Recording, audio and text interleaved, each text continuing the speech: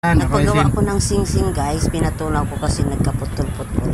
Ganito lang pala ang pagpagawa ng sing-sing. Una tunaw, tapos yan ang naman dyan sa lang molder.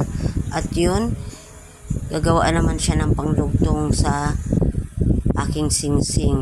Yung bali baton niya, nilagay niya sa ibabaw. So yun po yung aking sing-sing na pinatunaw ko kasi nagkaputol-putol na. Ganun lang pala kadali.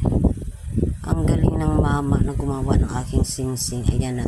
Dinikit na yung kanyang parang bato siya. Pero ang dati na yung ano ko sa aking sing-sing, ikinabit lang niya ulit kasi yung ano na puto. Ayan na, gawa na. Pero hindi pa nalinis yan. Diba? Ang bilis lang. Yan, nilihaan niya para medyo amano. Ayan. Tapos na guys. Grabe, ang bilis lang talaga. Thank you guys for watching. Ayan, may bago na akong sing-sing.